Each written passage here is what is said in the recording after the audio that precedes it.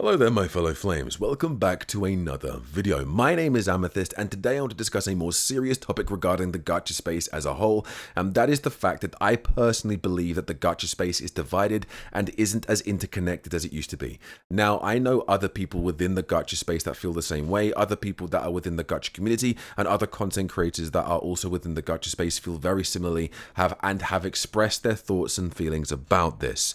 I am now going to give my thoughts and feelings as to why I believe this is the case. So if you enjoy what I have to say and enjoy this video, hit that like, comment and subscribe if you're new. Without further ado, let's get into this. So, do I believe the gacha space is divided? Yes. Do I believe it's as interconnected as it used to be? No. And these are the reasons as to why I believe that is. Number one. Now this is going to be one that a lot of people disagree with me with, but I believe this is going to be one of the main reasons why this is the case. We all know Tectone. We all know who Tectone is. There was a point where Tectone was holding weekly gacha casts, or at least every other week. It was very regular. He was getting a lot of gacha content creators within every single community of different gacha games. Genshin Impact, Honkai Star Rail, Wuthering Waves, and Zone Zero, other gacha games as well. He would bring them onto his channel, bring them onto the gacha cast, and they would give constructive criticism and talk about what they love, what they don't love, what they want to improve about their games. That hasn't happened in quite some time.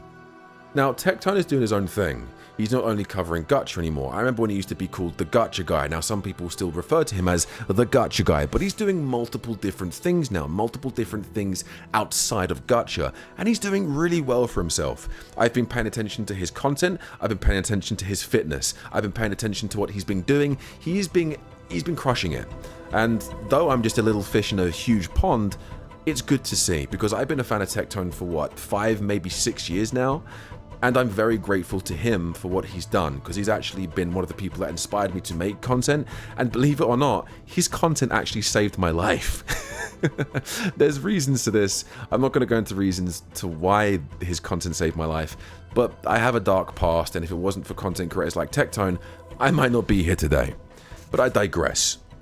Also, there's been lots of drama this year alone within the gacha space. There's been the Tectone versus Mr. Pokey. Mr. Pokey was rage baiting the entire gacha community on Twitter for a long period of time. People were arguing, people were bickering, people were falling out with each other. Sentontas versus Mr. Pokey. Mr. Pokey versus Tectone, Ryuku Sensei versus God knows how many other people, because I remember there was a time where people were just bickering for no reason within the gacha space. I don't know the reasons why. I don't really care the reasons why. The point is, it got to a point where, in my opinion, it was becoming more about drama between gacha content creators than about the gacha games themselves.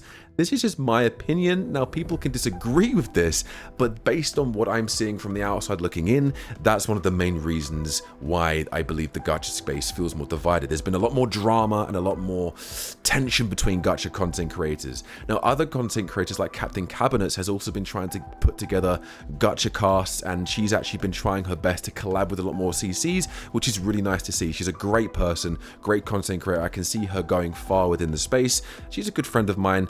And I'm glad she's doing really well and trying to bring the gacha community together when Tectone at the moment isn't doing that. Now, that's not me throwing digs or shade at Tectone. He's just doing other things.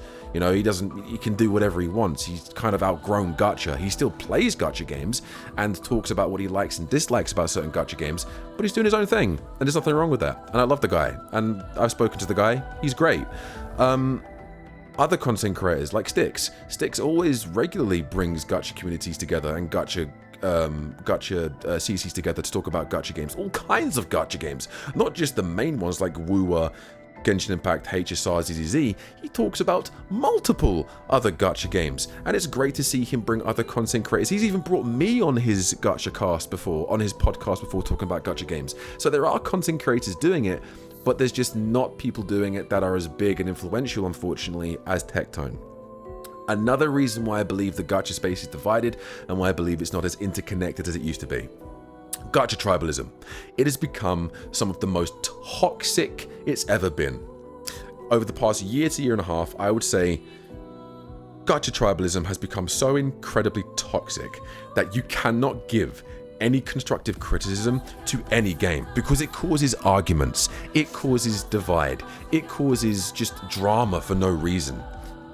Wuthering Waves now, one of the most humbling gacha communities, has become very toxic as well. Now, when I say it's become toxic, I'm not referring to everyone, but there is an aspect of the Wuthering Waves community that is becoming very, very toxic, to the point where you cannot say a single thing bad about the game because they will jump on the bandwagon and suck the game off to so much that if you say anything bad about the game, not even anything bad, something that they need to desperately improve on, they will come after you with pitchforks, spears, weaponry, torches. Now that sounds like to me how Genshin Impact used to be. And it sounds like to me how HSR's community grew to be. Now I love Honkai Star Rail. I used to very much play that game all the time. I used to play Genshin Impact when the game came out. I play Wuthering Waves regularly. I want these gacha games to do very well. I really, really do. I still say to this day, I still want Genshin Impact to do really, really well. Will the game do well? Of course it will. It's one of the biggest gacha games of all time. It literally influenced most of the gacha games we play today. However, do I believe the game is dog shit? Yes. Do I want it to improve? Yes. Do I think it will improve? No. The best thing to come out of Genshin Impact within the past year was the recent animated short that was like 10 minutes long, talking about the gods of Teyvat. That's some of the best shit that I've ever seen happen within Genshin Impact for a long ass time.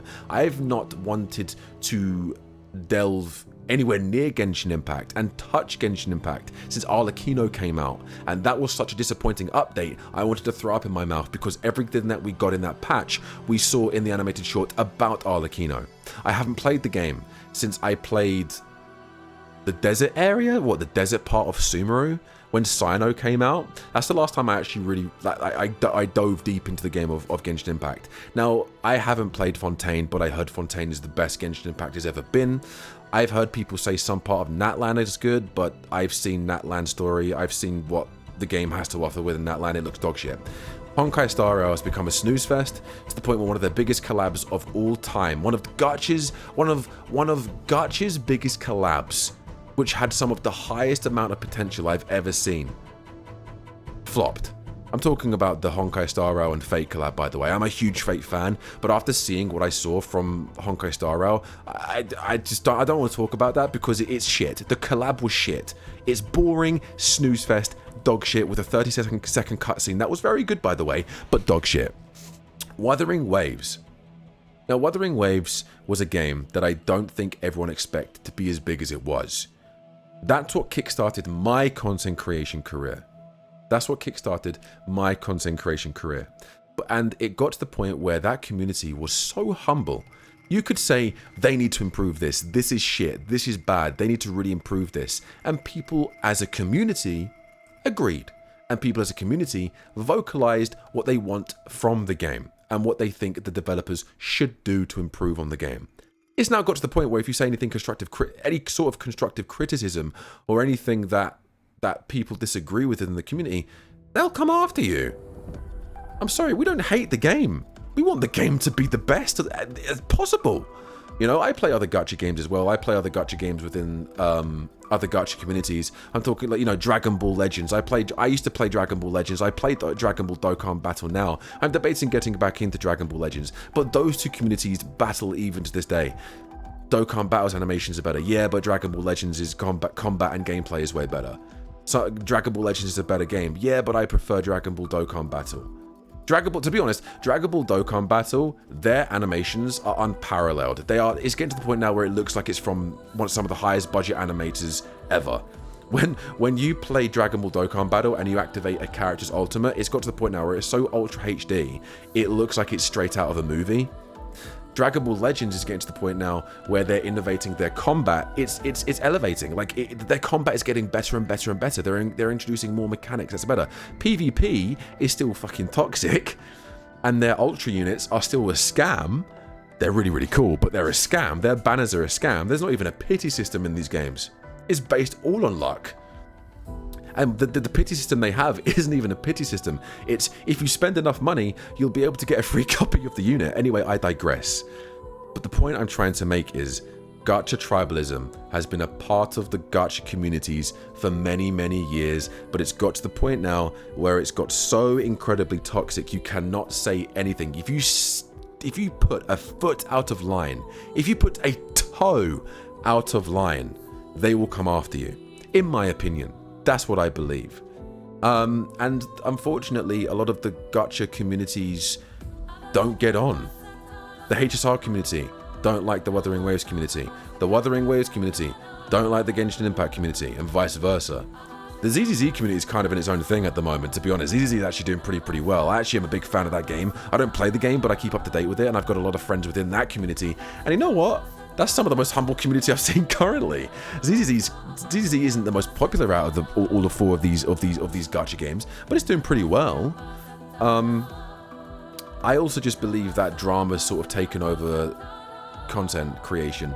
There's been so much drama the past year that it's kind of hard to focus on the game itself.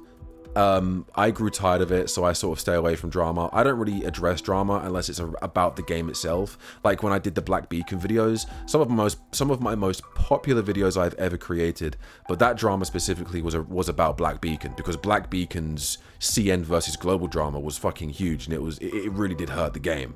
Now 1.2, their new update, has really made a lot of these improvements to Black Beacon, but I think the damage is done, and I think the game is going to die within the next few months. I don't want it to. I want that game to do very well, because it's one of the best built gacha games I've played. It's got one of the best stories in gacha gaming that I've ever fucking played. The writing of that is amazing. The character design is amazing. The animations are amazing. But the developers and the promotional teams let that game down, and they let the community down. I've digressed. I'm so sorry. I've really digressed. But I think one of the biggest reasons overall to why I believe that the gacha space feels divided is because there's no collabs. There's no gacha cast. People are trying, like Captain Cabinets, they're trying to bring the gacha community together, but unfortunately, people have either outgrown gacha, stepped away from gacha, or just don't give a shit about it anymore. People are getting bored of gacha. People are getting sick of it. I'm starting to get bored of gacha. I love the gacha games I play, but I'm getting bored of them. And I think it's getting to a point now where if there's not drama about these gacha CCs or the gacha games, there's not really much else going on.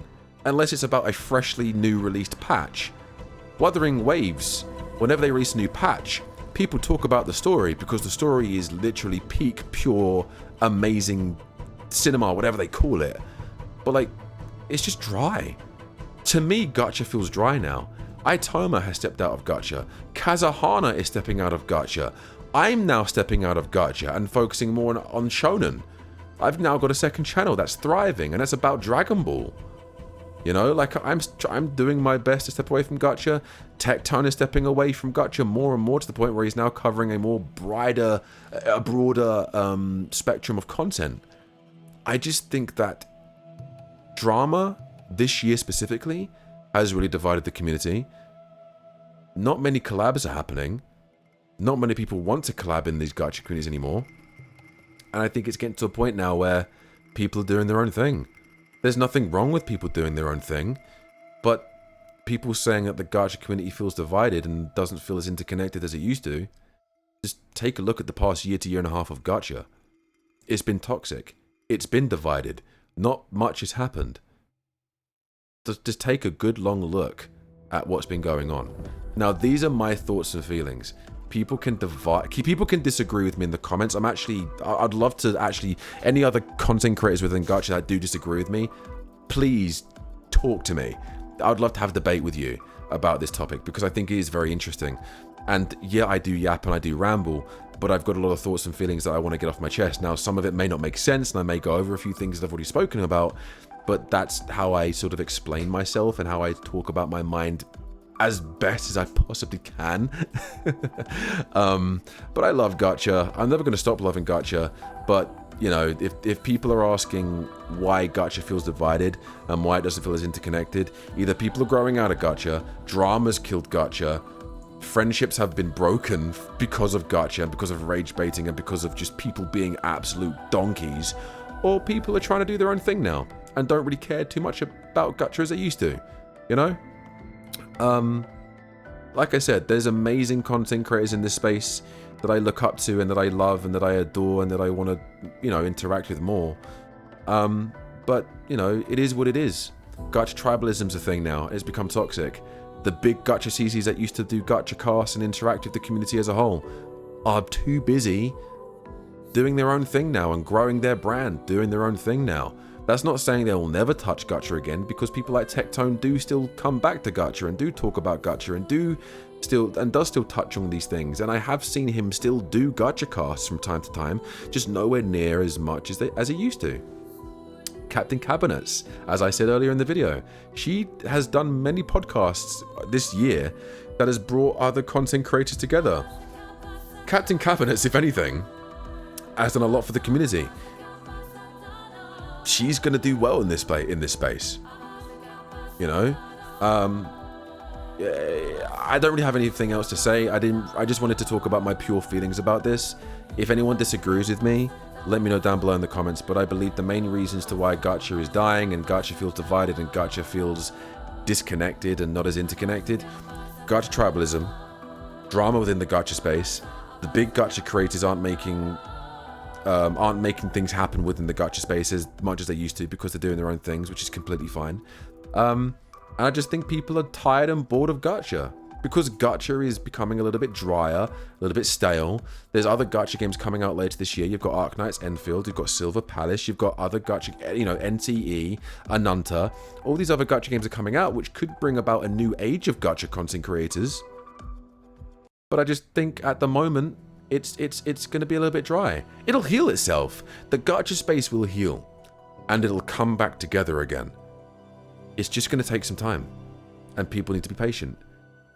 And if you're asking the questions, why does the gacha space feel divided?